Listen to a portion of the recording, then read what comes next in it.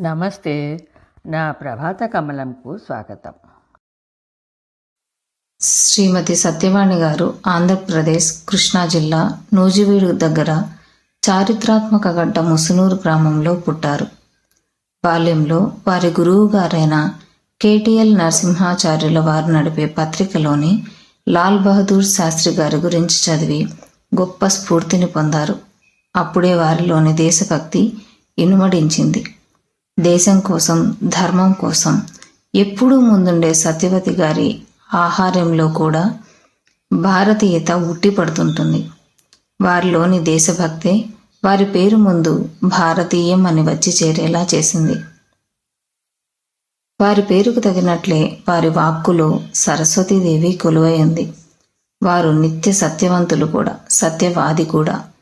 అయోధ్యలో రామమందిర నిర్మాణానికి శంకుస్థాపన జరిగే వరకు తన జుట్టు ముడివేయనని శపథం చేసి, ఆ శపథం నెరవేరగానే జుట్టు ముడివేశారు సత్యవాణి గారు. దేశభక్తి, సామాజిక సేవే వీరి ఊపిరి. అటువంటి భారతీయం సత్యవాణి గారు ధర్మపురి క్షేత్రాన్ని నిర్మించడమే కాకుండా అందులో ఎన్నో మంచి మంచి కార్యక్రమాలు, ధర్మ సభలు, గొప్ప గొప్ప ప్రవచనాలు, సాంస్కృతిక కార్యక్రమాలు నిర్వహిస్తుంటారు. ఎల్లప్పుడూ ఆధ్యాత్మిక సుమ సౌరభాలతో విలసిల్లుతున్న ఆధ్యాత్మిక క్షేత్రం ధర్మపురి క్షేత్రంలో మొదట అడుగిడగానే కుడివైపున భారతదేశ పటం మనకు నిలువెత్తున చెక్కబడి కనిపిస్తూ ఉంటుంది. మాతృభూమి పట్ల వారికి ఉన్న భక్తికి ఇది నిలువెత్తు నిదర్శనం. సత్యవాణి గారి ప్రసంగాలు వింటే మనం మంత్రముగ్ధులం అవుతాం. వారి వాచకంలో స్పష్టత వలన కూడా ప్రతి అక్షరం మంత్రంలా, వేదంలా వినపడుతుంది. గంగా ఝరిలా సాగుతుంది వారి ఉపన్యాసం. అటువంటి సత్యవాణి గారి ప్రసంగం ఈ రామరాజ్య స్థాపన న్యాస్ కార్యక్రమం గురించి సభను ఉద్దేశించి సత్యవాణి గారు మాట్లాడిన మాటలను మనం ఈ భాగంలో విందాం. మీరు కూడా మంత్రముగ్ధులవుతారు. అంతేకాదు, వారి ప్రతి మాట మనల్ని ఉత్తేజితులను చేస్తుంది. ఇక ఈరోజు వీరి ప్రసంగాన్ని వింటూ అందులోని ఆధ్యాత్మిక సౌరభాలను మనము గ్రహించుదాం. అందులోని విషయాలను మనం ఆకలింపు చేసుకుందాం. ధర్మం పట్ల, దేశం పట్ల మన బాధ్యతను తెలుసుకుందాం.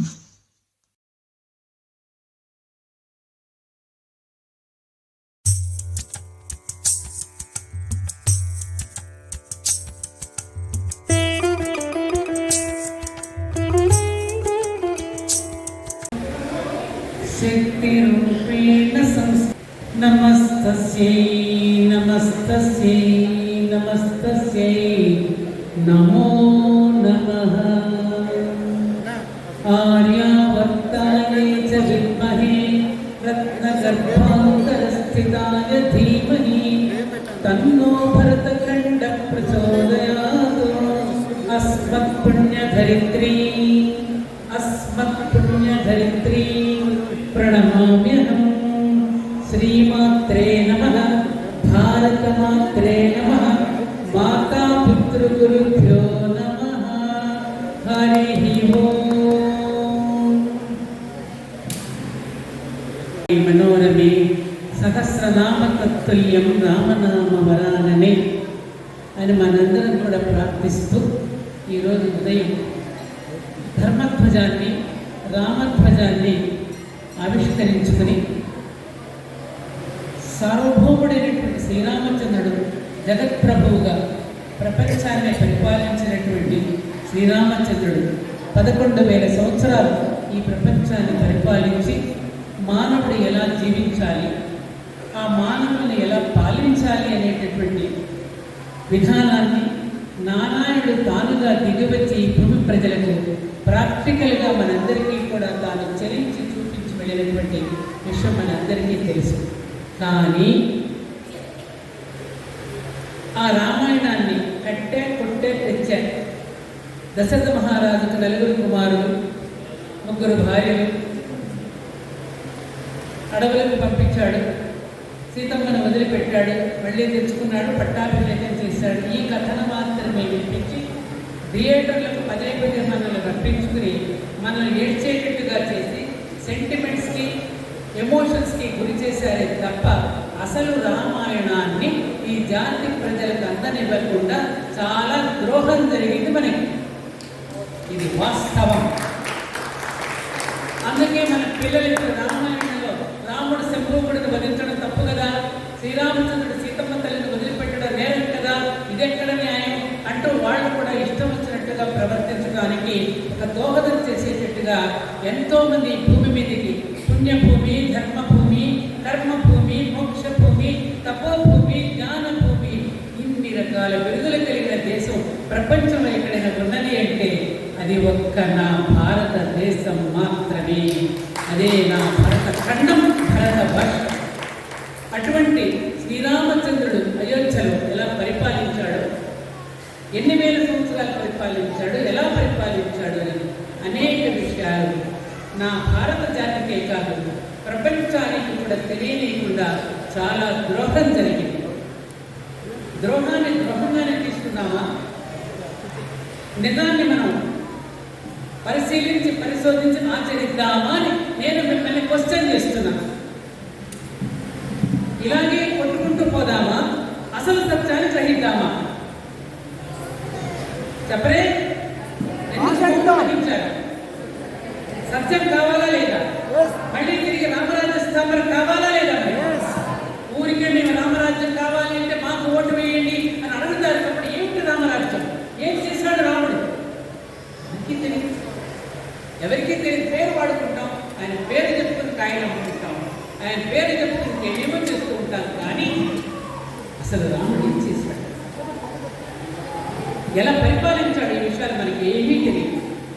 మా మనవరాలు నన్ను అడిగింది, అమ్మమ్మ నేను అన్నీ ఒప్పుకుంటాను, రాముడు 16 లక్షణాలు కలగడం, ఆయన గుణాలన్నీ నేను ఒప్పుకుంటాను, ఎందుకో కానీ నేను కాంప్రమైజ్ కాలేకపోతున్నాను, నువ్వు ఎన్ని రకాలుగా కన్విన్స్ చేసినా సీతాదేవిని అలా అనుమానించడం వదిలిపెట్టడం తప్పు కదా అని ఇప్పటికీ నన్ను అడుగుతూనే ఉంటుంది. ఎంతమంది మనం ఒక్కొక్కరికి సమాధానం చెప్పగలుగుతాం? వాటన్నింటికీ కూడా సమాధానం చెప్పడం కోసమే రామరాజ్య స్థాపన న్యాస అనేటటువంటి ప్రారంభింపబడి మళ్ళీ తిరిగి రామరాజ్యానికి అంకురార్పణ చేయడం కోసమే అయోధ్యలో మహానుభావులు శ్రీ దిలీప్ సింగ్ మహారాజ్ వారి యొక్క నేతృత్వంలో, గురుత్వంలో అసలు సత్యాన్ని ఇప్పటికైనా జాతికి కనుక మనం చెప్పకపోయినట్లయితే మనం చాలా ద్రోహం చేసిన వాళ్ళం అవుతాం. తెలిసిన వాళ్ళు చెప్పలేదనుకోండి, ఎవరు జరుగుతుంది ద్రోహం? మేధావులకి ద్రోహం అవుతుంది. భీష్ముడు అంటాడు, కర్ణుడు వచ్చినప్పుడు భీష్ముడు అప్పసయ్య మీద పడుకుని ఉంటే, నువ్వెవరో నాకు తెలుసు, నిన్ను సూతపుత్ర నిన్ను అవమానిస్తూ ఉంటే నేను మౌనం వహించాను కదా. చూడు, వేదకాలం నాడు ఎప్పుడు కూడా వర్ణాలు ఇలా కుల భేదాలు లేవు. మాలాంటి మేధావులు ఖండించకపోవడం వల్ల, వినండి, మాలాంటి మేధావులు ఖండించకపోవడం వల్ల వచ్చిన పాపమే ఇది అన్నాడు ఆనాడు భీష్మాచార్యుడు కూడా. సార్, అదే ఇప్పుడు కూడా మనం అసత్యం జరుగుతున్నా, అధర్మం జరుగుతున్నా మనం ఖండించకపోవడం వల్ల బ్రిటిష్ వాళ్ళు రాసిపెట్టి వెళ్ళినటువంటి రామాయణాన్ని, అసలు వాల్మీకి రామాయణాన్ని మన బీరువాల నుంచి తీసేసి వాడు రాసిన రామాయణాన్ని మన బీరువాలకు కాముగా పెట్టేస్తే పాపం మన పండితులందరూ తెలియక ఆ రామాయణాన్ని ఇంకా చెప్తూ పోతూ ఉంటే ఇలాంటి ప్రశ్నలన్నీ ఉత్పన్నమై నాస్తికులు, హేతువాదులు బయలుదేరి మన రామాయణాన్ని అన్యమతస్తులు బయలుదేరి ఈ విధంగా కించపరుస్తూ అవమానపరుస్తూ ఉంటే మనం తెలుసుకోకపోవడం వల్ల, ఖండించకపోవడం వల్ల అది ప్రబలిపోతున్నది. ఇది ఇలాగే ఉంచుదామా? నిజాలతో పట్టుకుందామా? నిజాన్ని చెబుదామా? ఏమండి, నిజాలతో పట్టుకుందామా? బాబు కాసేపు డిస్టర్బ్ చేయలేదు నాన్న. నిజాలతో పట్టుకుందామా? హిందూయిజం, బుద్ధిజం, ఇస్లామిజం, క్రైస్తవిజం ఇలా నిజాలతో పట్టుకుందామా? నిజాన్ని తెలుసుకుందామా? నిజం గొప్పదా, ఇజం గొప్పదా? నిజమే గొప్పది. ఎక్కడైనా మన పురాణ ఇతిహాసాలు ఇజం ఉన్నదా? లేదు. నిజమే ఉన్నది, సత్యమే ఉన్నది. మన ఇల్లు ఉన్నది, వరండా అంటాం ఒక దాంట్లో, కిచెన్ అంటాం, బెడ్రూమ్ అంటాం, మాస్టర్ బెడ్రూమ్ అంటాం, ప్యాంట్రీ అంటాం, బాత్రూమ్ అంటాం, ఎన్నో అంటాం. వాటన్నింటి మీద ఉన్నది ఒకటే స్లాబ్, ఒకటే టాప్. అదే లోక శ్రేయస్సు, అదే లోక శ్రేయస్సు. ఎవరి సాంప్రదాయాలు వాళ్ళు అనుసరిస్తున్నప్పటికీ కూడా ధర్మం అనేది ఒక్కటే. అందుకని మతము అనే కూడలి స్థితి నుండి ధర్మము అనే కూడలికి చేరుదాం. మళ్ళీ అంటున్నాను వినండి, మతము అనే కూడలి స్థితి నుండి ధర్మము అనే కూడలికి చేరుదాం. రాముడు ధర్మం, రాము విగ్రహవాన్ ధర్మ. రాముడు అంటే ధర్మం. అంటే ధర్మం అంటే ఏమిటండి? ఎలా నుంచి చూడాలి ధర్మాన్ని? ధర్మంచర సత్యం వద, వేదోక్తి. ఆ వేదంలో సత్యం వద అంటే ఏమిటి?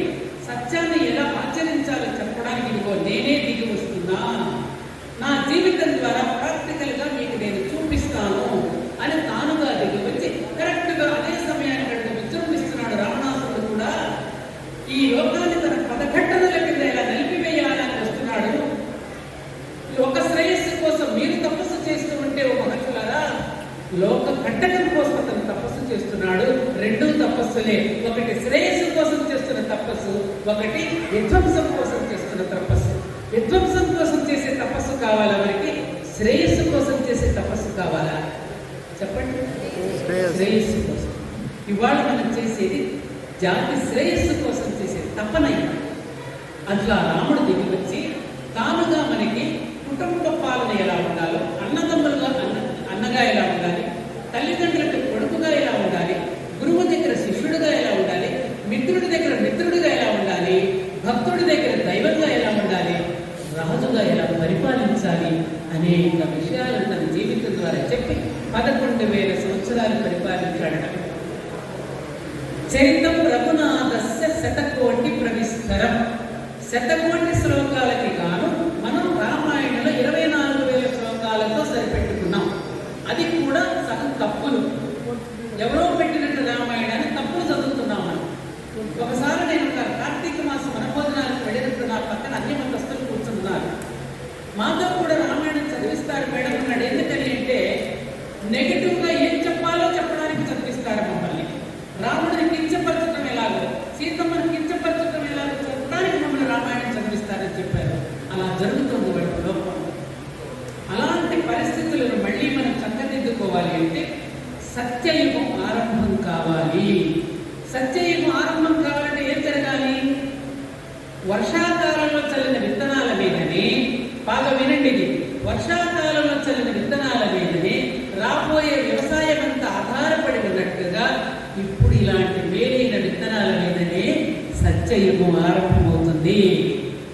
మరి మీరు మేలైన విత్తనాలుగా ఉంటారా, తాలు విత్తనాలుగా కాలగర్భంలో కలిసిపోతారా? ఆలోచించుకోండి. తాలు విత్తనాలుగా కాలగర్భంలో కలిసిపోతారా, మేలైన విత్తనాలుగా సత్యయుగం ఆరంభం కావడానికి గొప్ప శ్రేష్టమైన వ్యక్తులుగా తయారవుతారా కాదా? ఇది నిర్ణయించుకోవాల్సింది మనం. ఈ దేహం నాకు ఎందుకు ఇచ్చాడు? దీనికి పౌడర్లకు లిప్స్టిక్లు వేసుకుని ఇప్పుడు బ్యూటీ క్లినిక్కి వెళ్ళి దేహాన్ని అలా ఉంచుకోవడానికైనా లేదా ఈ దేహంతో ఏదైనా చేయడానికి ఉన్నదా? ఆలోచించండి, ఆలోచించండి. మనందరం మానవులుగా పుట్టాము. ఈ మానవులుగా భూమి మీదకి వచ్చామంటే ఈ భూమికి ధర్మకర్తలం మనం, ధర్మకర్తలం మనం. ట్రస్టీలుగా వచ్చాడు ప్రతి మనిషి కూడా ట్రస్టీలుగా. ఎందుకంటే మిగతా జీవరాశులను ప్రేమిస్తూ, అందరినీ ప్రేమిస్తూ, ఈ సృష్టికి ఇక్కడ విఘాతం కలగకుండా, ప్రకృతికి ఏ విధమైన నాశనం జరగకుండా నువ్వు ట్రస్టీగా నిన్ను ధర్మకర్తగా నియమిస్తున్నాను. ఎందుకంటే మిగతా జీవరాశులకి బుద్ధిజీవులు కాదు వాళ్ళు. ఆలోచన శక్తి వాటికి లేదు. నీకు ఆలోచన శక్తిని, బుద్ధిని కూడా నీకు ప్రసాదిస్తున్నాను. ఎందుకంటే నిన్ను ధర్మకర్తగా నియమించి వీటన్నింటినీ రక్షించుకుంటూ ధర్మాన్ని, సత్యాన్ని కాపాడుకుంటామని భగవంతుడు మనందరినీ మానవులుగా సృష్టించాడు. ప్రొద్దునే లేచి టీ తాగి, టిఫిన్ తిని, మళ్ళీ లంచ్ చేసి, మళ్ళీ రాత్రి డిన్నర్ చేసి పడుకుని యూట్యూబ్లో చూసుకుంటూ పడుకోవడమే మానవ జీవితమా? దీనికి ఏమైనా పరమాత్మ ఉందా? ఉంది అనుకుంటే విందాం. ఉంది. ఆ పరమార్థాన్ని మళ్ళీ ప్రపంచ దేశాలన్నింటినీ కూడా తెలియజేయడం కోసమే రామరాజ్య స్థాపన న్యాస్. అక్కడ రాముడి యొక్క ఆలయం కట్టుకున్నాం అయోధ్యలో. ఆధ్యాత్మిక కేంద్రంగా ఈ భారతదేశానికి కదా ప్రపంచానికి ఒక రాజధానిగా అయోధ్యలో మన రామాలయం కట్టుకున్నాం. అంటే ఆలయం కట్టుకున్నంత వచ్చేస్తుందా అండి? వస్తుందా? వస్తుందా? వస్తుందా? ఆలయాలు ఏం చేసుకుంటాం? Buildings everywhere, but character building no way. Gossip everywhere, but gospel hearing no way. Ability everywhere, but stability nowhere. Competition everywhere, but cooperation nowhere. Oh my boy, the age of Kali dominance is like this. Aware of it. Arrange according to the God. రాముడు చెప్పినట్టు నడుచుకోవడమే కలిని గమనించడం అనేటటువంటిది. కాబట్టి కలి పురుషుడికి లోను కాకుండా ఉండాలి అంటే రాముడిని పట్టుకోవాలి. మనం రామ పాదాలను మనం ఆశ్రయించాలి. రాముడు ఎలా జీవించాడో, ఎలా పాలించాడో తెలుసుకోవాలి. రాముడు భరతుడికి ఏ విధంగా 108 సూత్రాలను చెప్పి ఏ విధంగా పరిపాలించమని చెప్పాడు, అవన్నీ కూడా మన పాలకులకు కూడా బాగా అందించగలిగి ఈ రాజ్యాన్ని సుభిక్షంగా చేయాలంటే రామరాజ్య స్థాపన మళ్ళీ జరిగి తీరాలి. అందుకే ఈ రోజున మన ధర్మపురి క్షేత్రంలో దానికి 3వసారి ఇక్కడ కూడా అంకురార్పణ జరిగింది. ఎందుకంటే ఇందాక నేను చెప్పాను, ఆలయాలు అనేటటువంటిది మానవుడి యొక్క మానసిక వికాసానికి, మానవుడికి జ్ఞానాన్ని అందించేవి. ఎక్కడ నుండి ఎక్కువ వచ్చావో అక్కడికి మళ్ళీ లయం కావటమే ఆలయము. ఆలయాలు తప్పుతుంది ఊరికే పెట్టాలి. పూర్వీకులు ఊరికే కొబ్బరికాయ కొట్టేసి పదవి చేసి మా పని అయిపోయింది బాధ్యత వెళ్ళిపోవడానికి కాదు, ఇక్కడ నుండి ఏదో గ్రహించాలి. అలాంటి గ్రహిస్తున్నటువంటి సమయంలోనే కంచి పరమాచార్య చంద్రశేఖరేంద్ర సరస్వతి మహాస్వామి వారి సన్నిధికి వెళ్ళి, నేను స్వామి నాకు ధర్మ ప్రచారం చేయాలన్నది, నన్ను ఆశీర్వదించండి అని అడగగానే స్వామివారు ఇప్పుడు నేను మాట్లాడుతున్న ప్రతి మాట కూడా, ప్రతి పలుకు కూడా పెదవి మాత్రమే నాది, పదవి నా గురువుని. అలాంటి నడుస్తున్న నాకు నేపథ్యంలో అనేక మంది విశిష్ట వ్యక్తులు తారసపడుతూ ఉన్నారు. అలా తారసపడుతున్నటువంటి వ్యక్తులలో మా డాక్టర్ ప్రొఫెసర్ మల్లంపల్లి మల్లికార్జునరావు గారు నాకు చాలా కాలంగా పరిచయం ఉన్నది. వారు ఇక్కడ వారు అమ్ముకోవాల్సింది. మనం ఈ దేహం నాకు ఎందుకు ఇచ్చాడు? దీనికి పౌడర్లకు లిప్స్టిక్లు వేసుకుని ఎప్పుడు బ్యూటీ క్లినిక్కి పోయి దేహాన్ని అలా ఉంచుకోవడానికైనా, లేదా ఈ దేహంతో ఏదైనా చేయడానికి ఉన్నదా? ఆలోచించండి. మనందరం మానవులుగా పుట్టాము. ఈ మానవులుగా భూమి మీదకి వచ్చామంటే ఈ భూమికి ధర్మకర్తలం మనం. ట్రస్టీలుగా వచ్చాడు ప్రతి మనిషి కూడా ట్రస్టీలుగా. ఎందుకంటే మిగతా జీవరాశులను ప్రేమిస్తూ, అందరినీ ప్రేమిస్తూ, ఈ సృష్టికి ఇక్కడ విఘాతం కలగకుండా, ప్రకృతికి ఏ విధమైన నాశనం జరగకుండా నువ్వు ట్రస్టీగా నిన్ను ధర్మకర్తగా నియమిస్తున్నాను. ఎందుకంటే మిగతా జీవరాశులకి బుద్ధిజీవులు కాదు, వాళ్ళు ఆలోచన శక్తి వాటికి లేదు. నీకు ఆలోచన శక్తిని, బుద్ధిని కూడా నీకు ప్రసాదిస్తున్నాను. ఎందుకంటే నిన్ను ధర్మకర్తగా నియమించి వీటన్నింటినీ రక్షించుకుంటూ ధర్మాన్ని, సత్యాన్ని కాపాడుకుంటామని భగవంతుడు మనందరినీ మానవులుగా సృష్టించాడు. ప్రొద్దునే లేచి టీ తాగి టిఫిన్ తిని మళ్ళీ లంచ్ చేసి మళ్ళీ రాత్రి డిన్నర్ చేసి పడుకుని యూట్యూబ్లో చూసుకుంటూ పడుకోవడమే మానవ జీవితమా? దీనికి ఏమైనా పరమాత్మ ఉందా? ఉంది అనుకుంటే విందాం. ఉంది. ఆ పరమార్థాన్ని మళ్ళీ ప్రపంచ దేశాలన్నింటినీ కూడా తెలియజేయడం కోసమే రామరాజ్య స్థాపన న్యాస్. అక్కడ రాముడి యొక్క ఆలయం కట్టుకున్నాం అయోధ్యలో. ఆధ్యాత్మిక కేంద్రంగా ఈ భారతదేశానికి కదా ప్రపంచానికి ఒక రాజధానిగా అయోధ్యలో మన రామాలయం కట్టుకున్నాం. అంటే ఆలయం కట్టుకున్నంత మాత్రాన రామరాజ్యం వచ్చేస్తుందా అండి? వస్తుందా? ఆలయాలు ఏం చేసుకుంటాం? Buildings everywhere, but character building no way. Gossip everywhere, but gospel hearing no way. Ability everywhere, but stability nowhere. Competition everywhere, but cooperation nowhere. Oh my boy, the age of Kali dominance is like this. Aware of it. Arrange according to the God. రాముడు చెప్పినట్టు నడుచుకోవడమే కలిని గమనించడం అనేటటువంటిది. కాబట్టి కలి పురుషుడికి లోను కాకుండా ఉండాలి అంటే రాముడిని పట్టుకోవాలి. మనం రామ పాదాలను మనం ఆశ్రయించాలి. రాముడు ఎలా జీవించాడో, ఎలా పాలించాడో తెలుసుకోవాలి.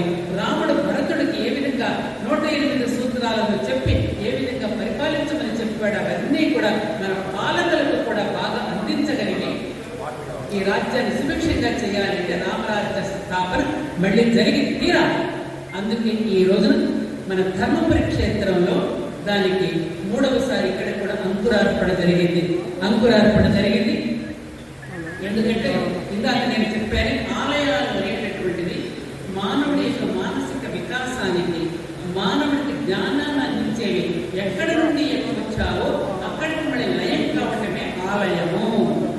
ఆలయాలు తప్పుతుంది ఊరికే పెట్టాలి, పూర్వీకులు ఊరికే కొబ్బరికాయలు కొట్టేసి పదవి చేసి మా పని అయిపోయింది బాధ్యత కింద వెళ్ళిపోవడానికి కాదు, ఇక్కడ నుండి ఏదో గ్రహించాలి. అలాంటి గ్రహిస్తున్నటువంటి సమయంలోనే కంచి పరమాచార్య చంద్రశేఖరేంద్ర సరస్వతి మహాస్వామి గారి సన్నిధికి వెళ్ళి, నేను స్వామి నాకు ధర్మ ప్రచారం చేయాలనున్నది, నన్ను ఆశీర్వదించండి అని అడగగానే స్వామివారు ఇప్పుడు నేను మాట్లాడుతున్న ప్రతి మాట కూడా, ప్రతి పలుకు కూడా పెదవి మాత్రమే నాది, పదవి నా గురువుని, పదవి నా గురువుని. అలాంటి నడుస్తున్న నా నేపథ్యంలో అనేక మంది విశిష్ట వ్యక్తులు తారసపడుతూ ఉన్నారు. అలా తారసపడుతున్నటువంటి వ్యక్తులలో మా డాక్టర్ ప్రొఫెసర్ మల్లంపల్లి మల్లికార్జునరావు గారితో నాకు చాలా కాలంగా పరిచయం ఉన్నది. వారు ఇక్కడ వారి అమ్మాయి సంధ్యతో పాటు వచ్చి అద్భుతమైన గోశాలను నిర్వహించి రోజు క్షీరధారలతో ఆ క్షీరధారలు అలా వస్తూ ఉంటే, పైన సుప్రభాతం వింటూ ఉంటే, ఆ దూడలు అమ్మా అమ్మ అని నడుస్తూ ఉంటే రాగానే ఒక మనసు పొలకించిపోయింది. ఆ రావు గారు నేను అప్పుడప్పుడు కూర్చొని ఇక్కడ మాట్లాడుకుంటూ ఉన్నప్పుడు సందర్భంలో చెప్పినటువంటి అనేక విషయాలు విని నేను చాలా ఆశ్చర్యపోయి దీనిని వదిలిపెట్టకూడదని పట్టుదలతో అప్పుడు జయశంకర టీవీ ఛానల్ వారిని పట్టుకుని వెళ్ళి, మీరు తప్పకుండా ఈ విషయాలను మీరు మాట్లాడాలి రావు గారు, ఇవన్నీ ప్రపంచానికి తెలియవలసిన విషయాలు అని చెప్పి వారిని ప్రాధాన్యపడితే అప్పుడు వచ్చి దాదాపుగా 32-37 ఎపిసోడ్స్ కూడా చేయడం జరిగింది. తర్వాత పాప టీవీ ఛానల్ వాళ్ళకి ఇబ్బందులు వచ్చి వాళ్ళు మూసేయడం జరిగింది. ఇది తప్పకుండా మళ్ళీ మనం ఒక టీవీ ఛానల్తో మేము మాట్లాడుకున్నాం.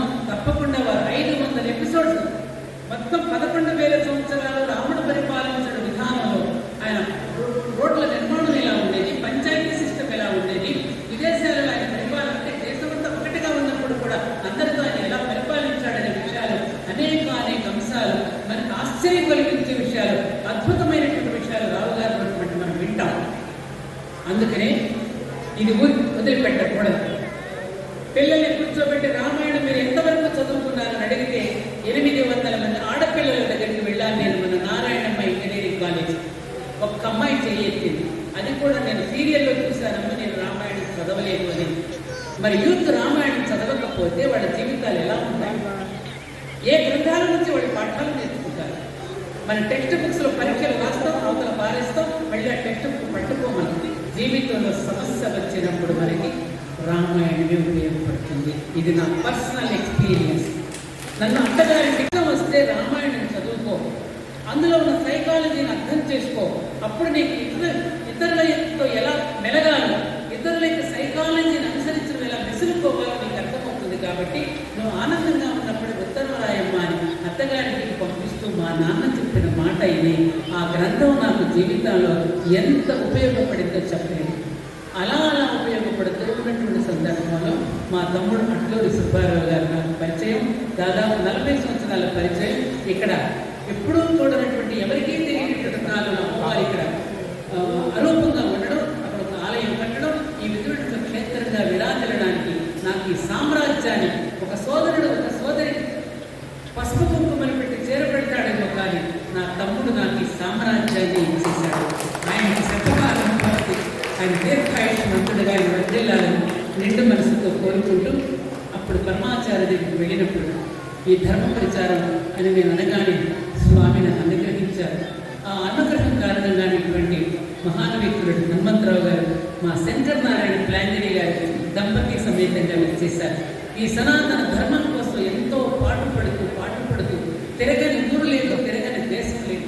ఆయన డబ్బు మొత్తం కూడా సనాతన ధర్మానికి వెచ్చిస్తూ ఎన్నో పుణ్యకారాలు చేస్తుంది. మన ధర్మపురికి కూడా ఊతమిస్తూ మన రోడ్డు నిర్మాణం చేసుకుంటున్నప్పుడు నాకు సహకరించారు, అక్కడ శివాలయం కడుతున్నప్పుడు సహకరించారు. ఇప్పుడు ప్రతి నెల సెకండ్ సాటర్డే రోజున హరికథా గానాలు కూడా వారే మనకి ఏర్పాటు చేసి పిల్లలకి చేరాలి, ఈ విషయాలు పిల్లలకి చేరాలి నందు ఉన్న శంకరనారాయణ గారు మీరందరూ ఇచ్చేశారు. ఇక్కడ కూర్చున్నటువంటి పెద్దలు ఎందుకంటే ఇప్పుడే మన కామారెడ్డి నుంచి మహాదేవ స్వామిజీ ఇప్పుడు వచ్చారు. వీళ్ళందరూ కూడా చాలా కృషి, అక్కడ శివాజీ మహారాజు గారు, అక్కడ ఉన్నటువంటి కామారెడ్డి స్వామి, వీళ్ళందరూ కూడా కృషి చేస్తున్నారు. అయితే ఇక్కడ ఒక్క మాట ఇప్పుడు మనం ఎవరి నచ్చిన పనిని వాళ్ళని చేసుకుంటూ పోతున్నాం. మనం ఎవరికి నచ్చిన విధానంలో ఎవరి సంస్థల్లో వాళ్ళకి పని చేసుకుంటూ పోతున్నాం. నేనేమంటానంటే ఇవాళ అందరూ నచ్చిన పని కాదు కావాల్సింది, మనకు నచ్చిన పని కాదు జాతికి కావలసిన పని చేయాలి అంటే మనందరం ఒక గొడుగు కిందకి రావాలి. అందరం ఒకే మాటగా నిలబడాలి, ఒకే ధ్యేయంగా నిలబడాలి. ఆ ధ్యేయమే రామరాజ్య స్థాపన. ఎన్ని ఆర్గనైజేషన్స్ ఉన్నారని అందుకే అన్నాడు Swami Vivekananda, lay down your comforts and pleasures, your name and fame, even your lifes. Don't care and what banner you march. Don't care what weak color you are. ఎవరు ఎన్ని బ్యానర్లను పెట్టుకోండి మీ సంస్థలకు, కానీ మన బ్యానర్ అందరినీ కలిపి ఒకటే బ్యానర్, అదే రామరాజ్య స్థాపన, అదే రామరాజ్య స్థాపన. అందుకు మనందరం కూడా కృషి చేయవలసిన అవసరం ఉన్నది. చేసుకుందాం. హై స్కూల్కి మేము వెళ్ళినప్పుడు ఎవరి తరగతి గదిలో వాళ్ళ పాఠాలు నేర్చుకుంటూ ఉండేవారు, కానీ అసెంబ్లీలోకి వచ్చేసరికి అందరం కూడా జనగణమన పాడేవాడు. అందరూ ఒకే గొంతుగా ఎలా అయితే జనగణమన అసెంబ్లీలో పాడామో అన్ని సంస్థలు కూడా, ఆధ్యాత్మిక సంస్థలు అన్నీ కూడా ఏకమై అందరం అసెంబ్లీలో జనగణమన పాడినట్టుగానే మనందరి గీతాలాపన రామరాజ్య స్థాపన కావాలి అనేటటువంటి దృఢ సంకల్పంతోనే ఈ రామరాజ్య స్థాపన న్యాస్ అనేటటువంటిది ఆవిర్భవించింది. అది ఈ రోజున మన కామారెడ్డిలో శివాజీ మహారాజు గారి యొక్క ఆధ్వర్యంలో జరిగింది. ఈ రోజున మన ధర్మపురి క్షేత్రంలో రాముడి యొక్క విగ్రహాన్ని కూడా నిరంతరం గేట్లోకి రాగానే అందరూ చూడాలి అంటే రామరాజ్యం గుర్తు రావాలి అనేది రాముడి యొక్క సార్వభౌముడిని మాత్రమే ఇక్కడ మనం వాడి ప్రతిష్టాపన చేసుకోవడం కూడా జరిగింది. కాబట్టి ఆత్మీయ ఆర్ష ధర్మోపాసకులారా, సనాతన ధర్మ పరాయణులారా, ఇది మనందరం బాధ్యతగా స్వీకరించవలసినటువంటి అవసరం ఉన్నది. ఆ రామరాజ్యంలో ఎలా చేశాడో, ఎలాంటి విధానాలను మనం పాటిస్తే రామరాజ్యం మనకు సిద్ధిస్తుంది అనేక విషయాల్ని ప్రొఫెసర్ డాక్టర్ మల్లంపల్లి మల్లికార్జునరావు గారు, వారి కుటుంబ నేపథ్యం కూడా చాలా గొప్పది. వాళ్ళ కుటుంబం అంతా చరిత్రకారులే. మల్లంపల్లి సోమశేఖర్ శర్మ గారు, వారి తాతగారు, వారు కూడా అద్భుతమైన చారిత్రక గ్రంథాలు రచించినటువంటి వారు. వారి మనవడగా మల్లంపల్లి మల్లికార్జునరావు గారు కూడా మళ్ళీ రాముడి యొక్క చరిత్రను దేశ విదేశాలలో ఆయన ఎంతో పరిశోధించి, థాయిలాండ్లో ఎలా ఉంది, బాలీలో, ఇండోనేషియాలో, ఆస్ట్రేలియాలో ఎక్కడికెక్కడ రాముడి యొక్క చిహ్నాలన్నీ కూడా ఫొటోస్తో సహా సంగ్రహించి వారు ఒక పెద్ద ఆల్బమ్ను తయారు చేసి దాదాపు 1000 ఎపిసోడ్స్కి సరిపడిన నాలెడ్జ్ని వారు సేకరించారు. కాబట్టి ఇంక ఎక్కువగా నేను మాట్లాడను. నేను కోరుకుంటున్నది ఒకటే, జంబూ ద్వీపే భరతవర్షే భరతఖండే వేరోద్దక్కడి దిగ్భాగని అంటున్నప్పుడే మన శరీరం రోమాంచితమవుతుంది. ఇటువంటి పుణ్యభూమిలో పుట్టినందుకు ఎంత ధన్యత నందామో అని మనందరం కూడా ఎంతో ఆనందపడతాం, గర్వపడతాం, మన మనసు పులకరిస్తుంది. అటువంటి భరతఖండంలో ఋషులు మునులు తపస్సు చేసి మనకి ఎంతో అందించి వెళ్ళారు. ఎంతమంది ఈ దేశాన్ని నాశనం చేయాలని అనుకున్నా, ఎంత పాడు చేయాలని దండెత్తాలని అనుకున్నా, ఎప్పటికప్పుడు పడుకోబెడితే మళ్ళీ లేసే బొమ్మ ఉంటుంది చూడండి. ఎప్పటికప్పుడు ఎవరైనా పాడు చేయాలనుకుంటున్నప్పుడు అది లేచి నిలబడుతూనే ఉంది ఈ భారతదేశం. కారణం ఏమిటో తెలుసా? ఈ భూమి పొరల్లో అణువణువున కంకర్ అనే శంకరహై అన్నట్టుగా అణువణువున మన వాళ్ళు నిక్షిప్తం చేసినటువంటి గొప్ప శక్తి. ఆ శక్తి మనందరినీ కాపాడుతుంది, ఆ శక్తి మనందరినీ కాపాడుతుంది. అందుకని మనం దీన్ని బాధ్యతగా స్వీకరించి ఆ ఋషుములు ఎవరైతే ఉన్నారో వాళ్ళ రుణం తీర్చుకోవాలి అంటే ప్రాతస్మరణిగా వారికి ప్రతిరోజు మనం నమస్కారం చేసుకోవాలి. అందుకే మీరు రామచంద్రుడి పక్కనే వాల్మీకి మహర్షి రామాయణం రాస్తున్నటువంటి చిత్రాన్ని కూడా అక్కడ మనం పెట్టుకుంటున్నాం. అక్కడ వ్యాసుడు రాసినటువంటి వేదాలు గ్రంథం కూడా అక్కడ ప్రతిష్ఠ చేసుకోవడానికి కారణం ఏమిటంటే ఆ వ్యాసుడు వాల్మీకి కనుక లేకపోతే ఇవాళ మన కుటుంబ వ్యవస్థ ఇలా ఉండేది కాదు, అన్నదమ్ములుగా ఇలా కలిసి ఉండేవాళ్ళం కాదు, భక్తిపతులుగా దాంపత్య జీవితం దుర్మార్గులైన కాపురాలు చేసుకోగలుగుతున్నాము అంటే అది ఎవరి చలవండి? ఎవరి చలవ? ఆత్మ సౌందర్యాన్ని ప్రేమించేటటువంటి నా భారతీయత కన్నా మించితే ఇక ఎక్కడా లేదు, ఎక్కడా లేదు, ఎక్కడ వెతికినా లేదు. ఇవాళ ప్రపంచ దేశాలన్నీ నా భారతదేశం వైపు చూసి తపస్సు చేసి మనకి ఎంతో అందించి వెళ్ళారు.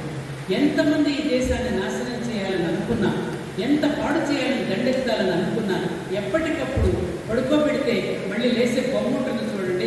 ఎప్పటికప్పుడు ఎవరైనా పాడు చేయాలనుకుంటున్నప్పుడు అది లేచి నిలబడుతూనే ఉంది ఈ భారతదేశం. కారణం ఏమిటో తెలుసా? ఈ భూమి పొరల్లో అణువణువున కంకరనే శంకరహై అన్నట్టుగా అణువణువున మన వాళ్ళు నిక్షిప్తం చేసినటువంటి గొప్ప శక్తి. ఆ శక్తి మనందరినీ కాపాడుతుంది, అందుకని మనం దీన్ని బాధ్యతగా స్వీకరించి ఆ ఋషుములు ఎవరైతే ఉన్నారో వాళ్ళ రుణం తీర్చుకోవాలి అంటే ప్రాతస్మరణీయుగా వారికి ప్రతిరోజు మనం నమస్కారం చేసుకోవాలి.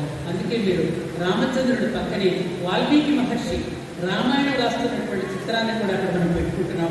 అక్కడ వ్యాసుడు రాసినటువంటి వేదాలు గ్రంథాలు కూడా అక్కడ ప్రతిష్ఠ చేసుకోవడానికి కారణం ఏమిటంటే ఆ వ్యాసుడు వాల్మీకి కనుక లేకపోతే ఇవాళ మన కుటుంబ వ్యవస్థ ఇలా ఉండేది కాదు, అన్నదమ్ములుగా ఇలా కలిసి ఉండేవాళ్ళకి కాదు, దంపతులుగా దాంపత్య జీవితం దుర్మార్గుడైన కాపురాలు చేసుకోగలుగుతున్నాము అంటే అది ఎవరి చలవండి? ఆత్మ సౌందర్యాన్ని ప్రేమించేటటువంటి నా భారతీయత కన్నా మించితే ఇక ఎక్కడా లేదు, ఎక్కడ వెతికినా లేదు.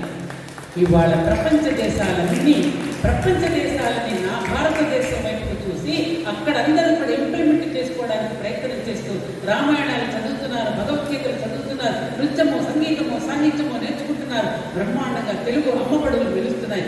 ఇక్కడ మాత్రం మనం మృగాత్ర పాస్, కస్తూరి పాస్, अपना భోజో ఖాస్, కస్తూరి మృగం దగ్గర కస్తూరి వాసన వస్తూ ఉంటే చుట్టూ గడ్డిలో వెతుక్కున్న చందానం మనదైనటువంటి మన దాన్ని విస్మరించుకుంటుంది.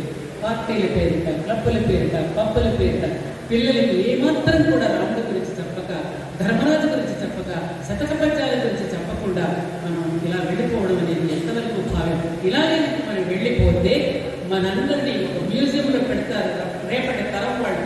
ఈ సత్యం తెలిసిన తర్వాత, రావు గారు చెప్పిన తర్వాత ఆ విషయాలని వింటే ఓహో ఇంత మోసం చేశారా మా పెద్దలు మాకు అంటారు.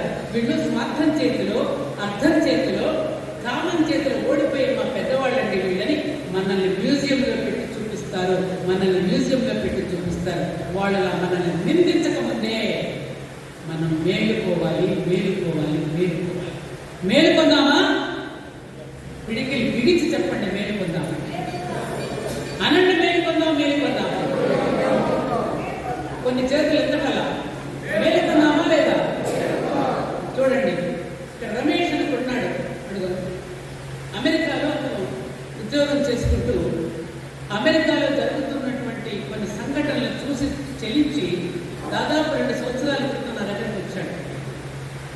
అమ్మ అక్కడ దొరుకుతుంది, ఎక్కడని ఇక్కడ గురుకులం పెడదాం, మన సంస్కృత భాషను మనం దూరం చేసుకుంటున్నామమ్మా, ఆ సంస్కృతాన్ని మనం దూరం చేసుకోవడం వల్ల చాలా నష్టం జరుగుతుంది మనకి, మన పిల్లలకు తెలియకపోవడం వల్ల అని చెప్పి ఒక ల్యాండ్ ఎక్కడైనా చూపించుకుంటామని పాప బిడ్డ నా దగ్గరికి చేరాడు. చాలా చోట్ల ప్రయత్నించాను కానీ సఫలం కాలం. అనుకోకుండా అతను మళ్ళీ రావు గారు అతనికి తారసపడ్డారు. అతను ఆవేదన అంతా వెళ్ళగలిగాడు. నేను ఏమైనా నాస్తంత మొత్తం ఇచ్చేస్తాను రావు గారు, ఏం చేయమంటారో చెప్పండి. నా దేశ సంస్కృతిని, నా దేశం యొక్క వైభవాన్ని మళ్ళీ భావితరాలకు అందించాలంటే నేనేం చేయాలో చెప్పండి, నేను సిద్ధంగా ఉన్నానని చెప్పి ఆ పిల్లవాడు అమెరికా నుంచి తిరిగి ఇండియాకి వచ్చేసాడు. దేనికోసం? తన దేశం కోసం, తన ధర్మం కోసం. ఆ అమ్మాయి పాపం తీసుకొచ్చాడు. అక్కడ అమెరికాలో అష్టాధ్యాయ బ్రహ్మాండ సంస్కృత శ్లోకాలు నేర్పిస్తున్నాడు. వారి అమ్మగారు ఇక్కడే ఉన్నారు, లక్ష్మక్కయ్య. మరి ఈ విధంగా పిల్లలు అక్కడ జరుగుతున్నవి చూసి వాళ్ళు చేస్తున్నారు అంటే ఈ దేశంలో ఉండి మన పిల్లల్ని డాలర్ చుట్టూ తిప్పుతున్నాం తప్ప కుటుంబ భాషను మనం నేర్పడం లేదమ్మా. వాళ్ళకి కుటుంబ భాషను ఎప్పుడైతే మనం నేర్పిస్తామో, స్వదేశం మీద ఎప్పుడైతే మనం ప్రేమను పెంచుతామో, లంక ఎంత అందంగా ఉందన్నా ఇక్కడే ఉండిపోదాం అంటే లక్ష్మణుడు ఏమన్నాడు? జనని జన్మభూమిశ్చ స్వర్గాదపి గరీసి. ఎంత అందంగా ఉన్నా నా జన్మభూమిని మించినది లేదని చెప్పి రాముడు చెప్పాడే. అలాంటి దీంట్లో మనం పుట్టాను కాబట్టి ఆత్మీయ బంధువులారా కొంచెం ఇబ్బంది అవ్వచ్చు మీకు, విందాం. ఎందుకంటే ఇప్పటి వరకు మనం అపస్మారక స్థితిలో పడిపోయినాం, అంటే ఒక కోమాలో పడిపోయినాం. ఎందుకంటే ఆ దేశాల వాళ్ళు మనల్ని చెదరగొట్టి బెదరగొట్టి వెళ్ళారు. భారతీయులు చెడిపోతున్నారని ఎవరైనా అంటే నేను ఊరుకోను. భారతీయులు ఎప్పుడు చెడిపోయి చెదరగొట్టబడ్డారు, భారతీయులను బెదిరించారు. ఆ భయానికి లోనైపోయి వాళ్ళు భ్రమలకు లోను చేశారు. నిజమేనేమో, సీతాలక్ష్మికి తప్పేనేమో, శ్రీకృష్ణుడు నిజంగా స్త్రీలోనుడేనేమో అనే అబద్ధాలు చెప్పడం వాళ్ళు నమ్మి వాళ్ళు చదవకపోవడం అబద్ధాలు చదివి ఇలా తయారయ్యాము. ఇక నుంచి మనం అలా ఉండడానికి వీలు లేదు. ఈ జాతిని ముందుకు నడిపించడానికి మనందరం కూడా కంకణబద్ధులకు కావలసిందే, కంకణధారులకు కావలసిందే. అందుకే కంకణధారులై ఇదిగో నామధారి సోదరులు దిలీప్ సింగ్జీ మహారాజు శిష్య బృందం ఎక్కడ పంజాబ్ నుంచి, హర్యానా నుంచి వాళ్ళందరూ వచ్చి ఎక్కడ మీటింగ్ జరుగుతున్నారు అంటే వాళ్ళలో దేశం పట్ల, ధర్మం పట్ల ఎంత అనురక్తి ఉన్నదో మీరు ఒకసారి గమనించండి. కాబట్టి ఈ సందర్భంగా నేను మీకు పరిచయంతో ఇది ముగిస్తూ, ఈ రోజున ఇక్కడ జరుగుతూ ఉన్న కార్యక్రమం ఆషామాషిగా ఏదో ఒక సభా కార్యక్రమం కాదండి. ఇది గంభీరమైనటువంటి విషయం, మనందరం కలిసి చేయవలసినటువంటి పని.